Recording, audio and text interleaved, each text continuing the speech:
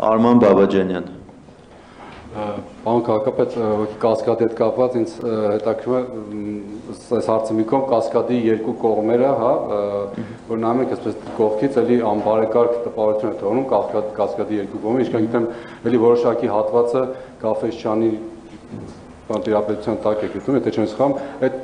որպեսզի ամբողջական տեսքը կասկադի լինի ավարտում տեսքի այդ կողքի հատվածներում ինչ-որ ծրագրեր կա կամ քննարկումներ կա, ինչպես կարելի այդպես ավարտում տեսքի բերել կամ բարեկարգել կողմը։ Պարոն Բաբաջանյան, այս որոշմամբ Կասկադի համալիրի հարող աջակողմյան 8 հեկտար տարածքը եւ ձախակողմյան 50 մետր լայնության փողամասերը ամբողջությամբ անցնում են համայնքի ենթակայության տակ եւ մեր նախնական արդեն չափորոշիչներ ունենք մշակված, այդ չափորոշիչների համաձայն մասնավոր համայնք համագործակցության շրջանակներում նաեւ բարեկարգվելու է այդ հատվածները ամբողջությամբ, ինչպես նաեւ պետք է վերանորոգվի այս պայդրությամբ Գաֆէսճյան թանգարանի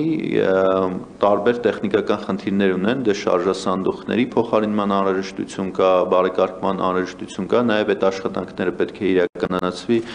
մասնավոր համայնք համագործակցության այդ ծրագրի շրջանակներում։ Այս առաջի քայլն է, որով որ մենք հողը